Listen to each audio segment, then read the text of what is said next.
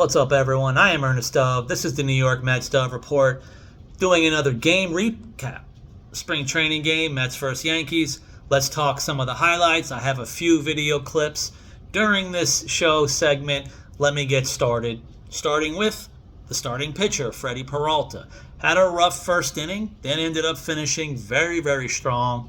Perfect second inning. Between second and third inning, he rolled off 4 straight strikeouts. So ended up his outing very well in the second and third inning.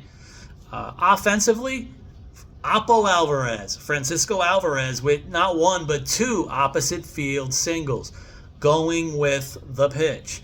Obviously, you'll take that every time. Looks like some of the exit velo was okay, at least on one of them, especially opposite field, going over 95 miles an hour. This is what you want to see from a guy like Francisco Alvarez, who can still generate power and hit home runs opposite field anyway. So let him go with the pitch. Try to avoid some of those sliders that are away. Another guy offensively, Baty today. Both of his had a ball in the air, fly ball opposite field. Also an opposite field RBI double in this game.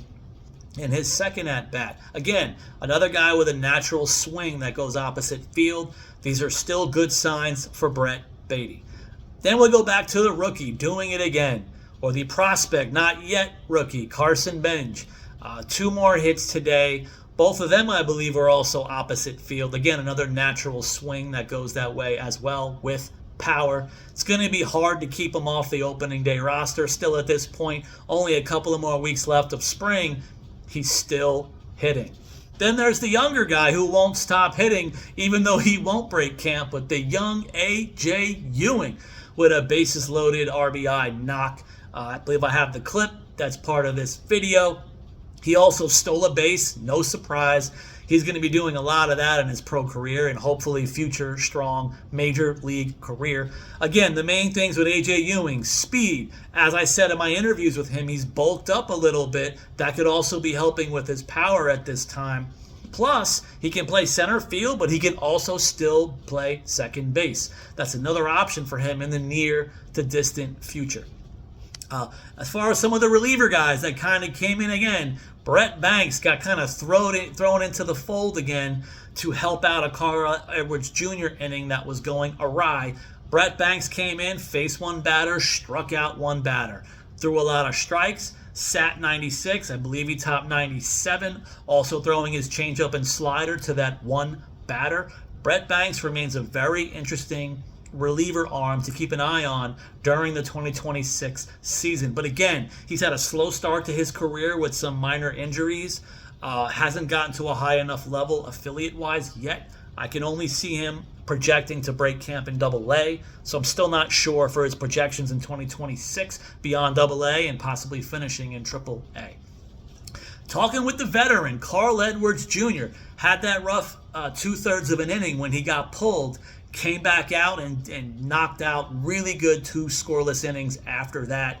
I'm a big fan of Carl Edwards Jr. now, having interviewed him in the clubhouse. One of the biggest cool vibes dudes that I've met in Mets camp. He loves the atmosphere of the Mets organization. He just wants to pitch. He still loves just the idea day-to-day, putting on a uniform on a pro baseball team, putting on the cleats, trying his best. He wants to keep fighting for a spot in a long man, swing man role, which, by the way, with an injury like Robert Stock now reportedly being out for the year, that's a depth arm swing man role that could go to a guy like a Carl Edwards Jr.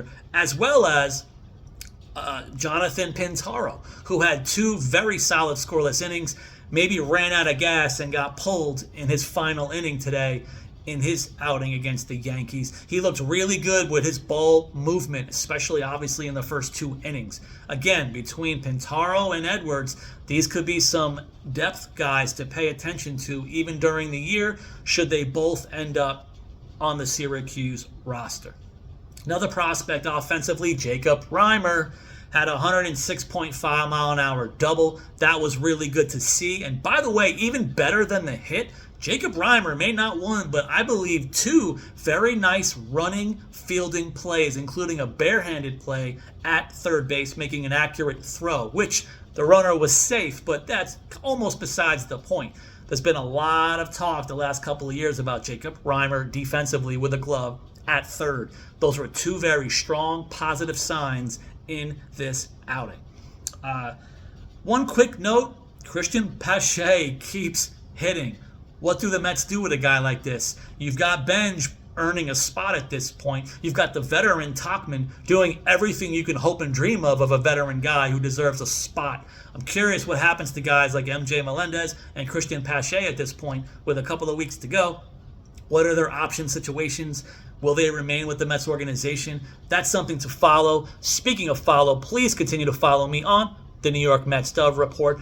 I'll finish up my top 30 prospect list profile countdown, and I hope to be back at Clover Park as well, giving you all the information you guys need. Thank you for your support.